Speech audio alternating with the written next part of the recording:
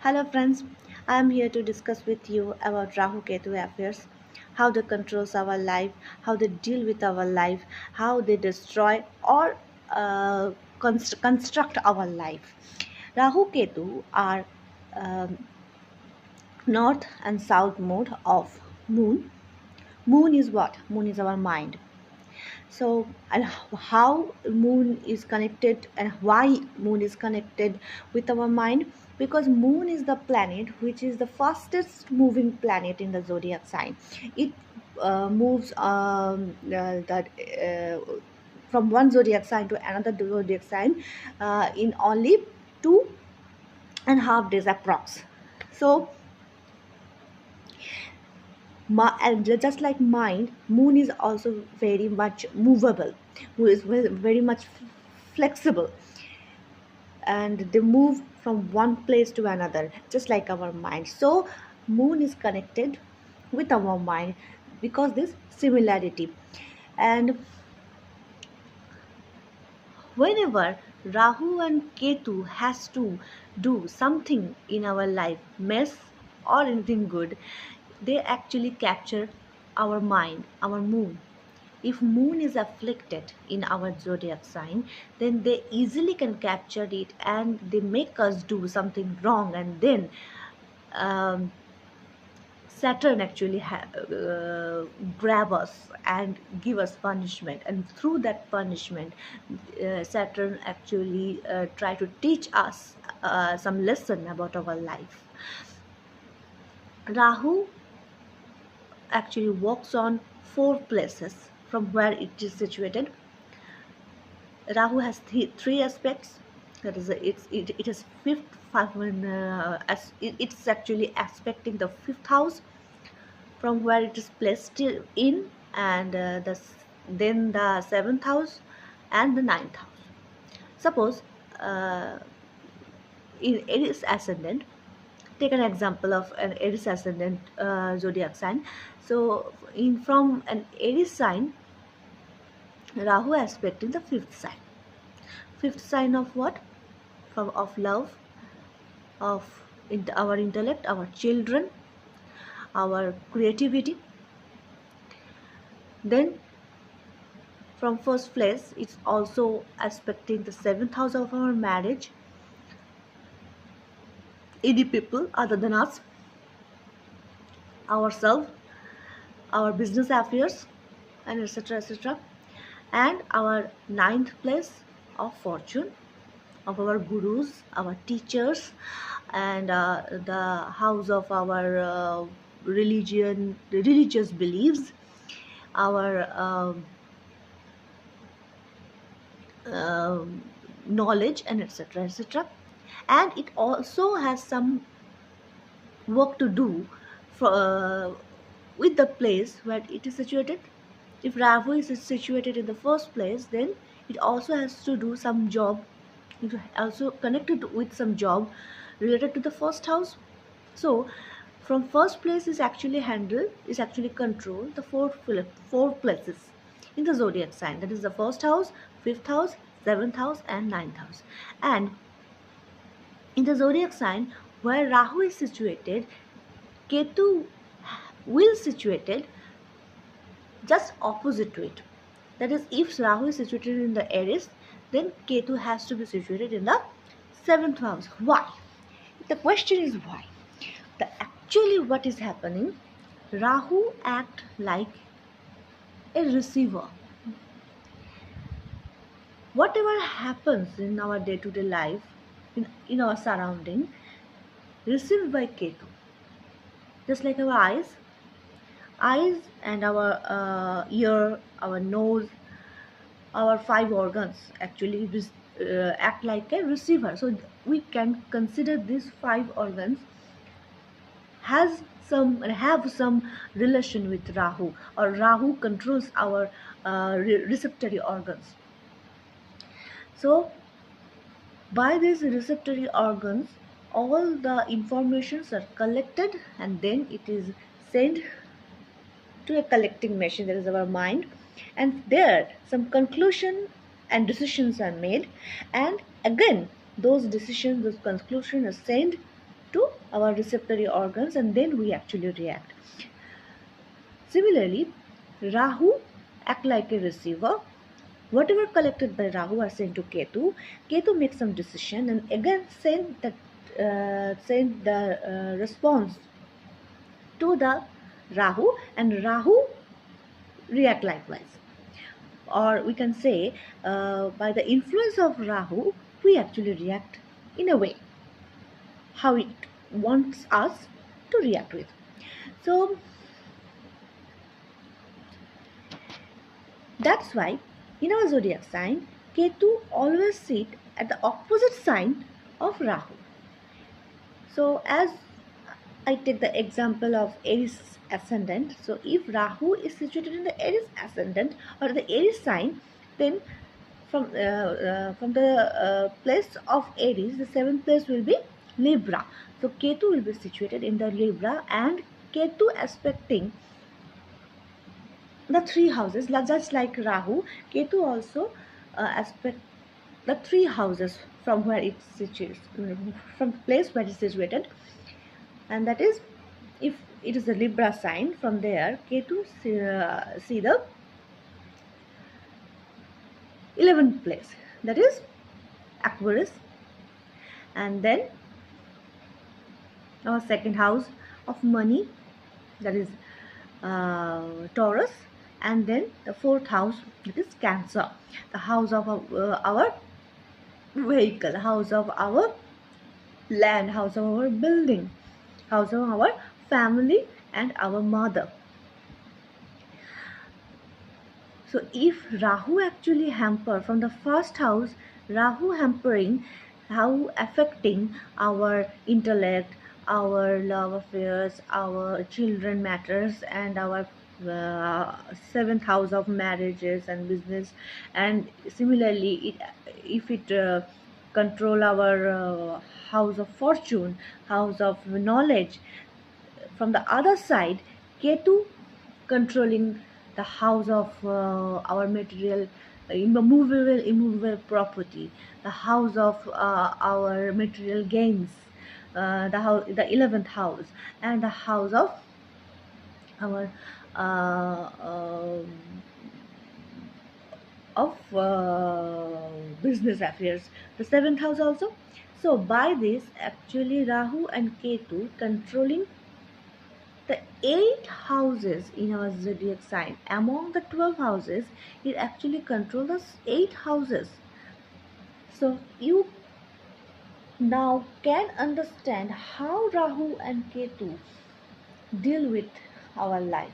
If Rahu or Ketu are afflicted, then they can destroy, they entirely can disturb our entire life in a way we cannot control it.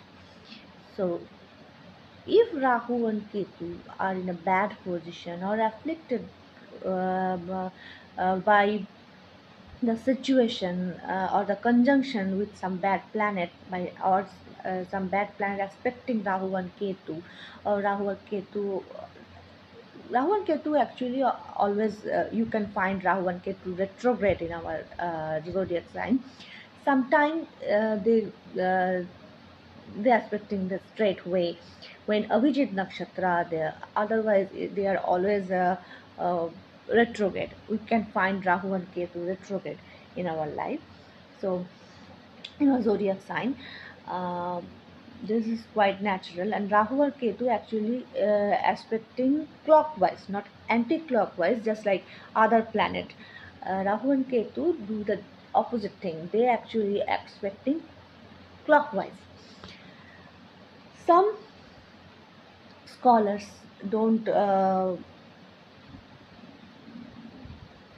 agree with the aspects of Ketu. They actually think as because Rahu and Ketu, Rahu and Ketu belong to the same demon. There is a demon named Swaravu who tried to swallow the nectar, the divine nectar Amrit, which make gods and which could make the gods and demons immortal forever.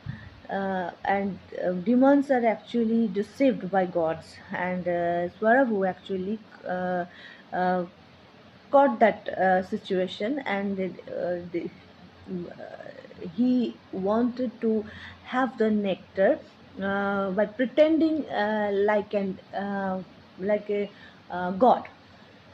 He dressed just like a god, and go to the crowd made by the god, and try to have that nectar. And in that process, Narayan or Vishnu recognized him and cut down his and cut his throat by his disc.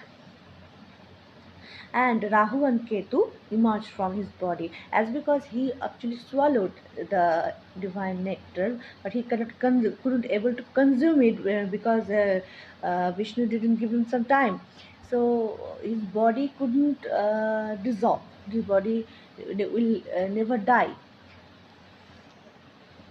and his body portion from head to neck become Rahu, and neck to the other part become Ketu. As they are they belong to same body part, they cannot go very far from each other.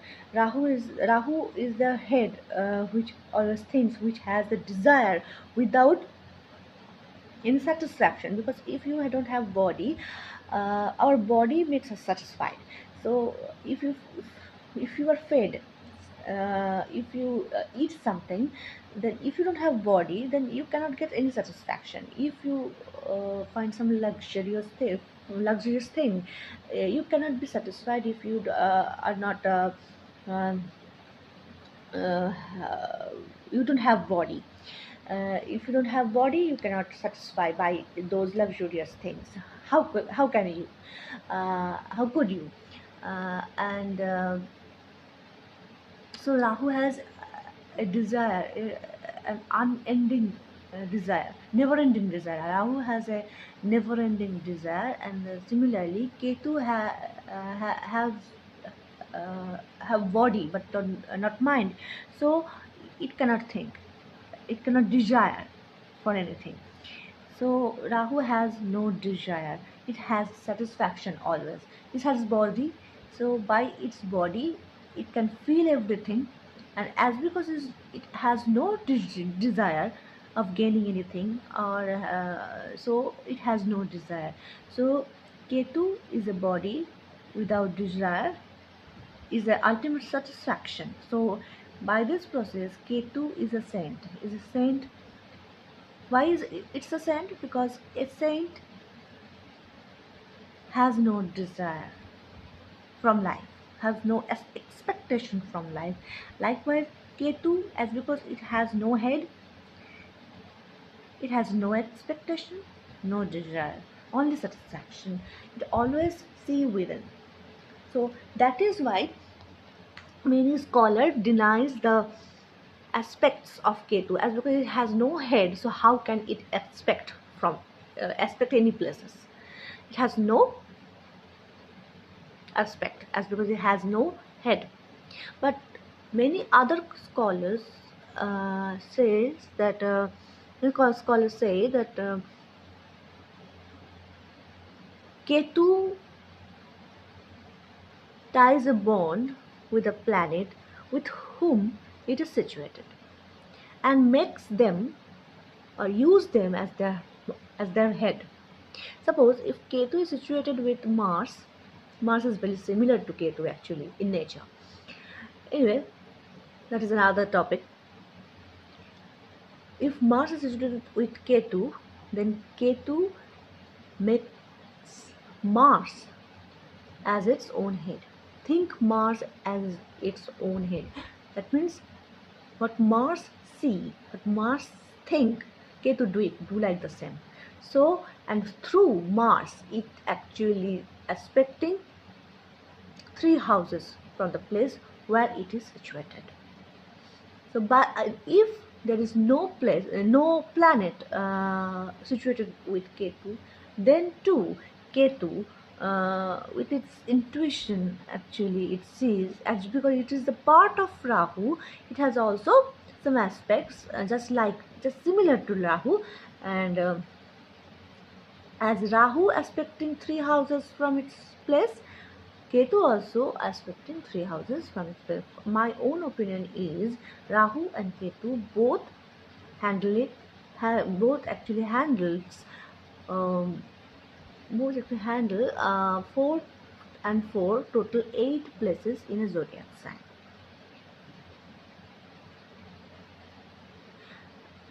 Friends, one thing is to decide, and that is what? That is, in our zodiac sign, there is 7 prominent planets. Those are Sun, Moon, Mercury, Jupiter, Mars, Venus, and Moon. And 2 shadowy planets. Those are Rahu and Ketu. But Rahu and Ketu, though they are shadowy, they actually controls, hampers, and sometimes, if badly placed or aspected or afflicted, can destroy our entire life. Even if other 7 prominent planets are placed in good places. That is why Rahu and Ketu should be controlled, should be handled. We cannot control actually, we only can deal with the situation. So we have to deal with the situation very carefully if Rahu and Ketu are badly placed in our zodiac signs. So this is my opinion about Rahu and Ketu. I hope you gain some knowledge and from my speech. If you like it, then please subscribe it and click the bell icon, and I will come to you very soon with some new topic. Thank you, friends. Goodbye.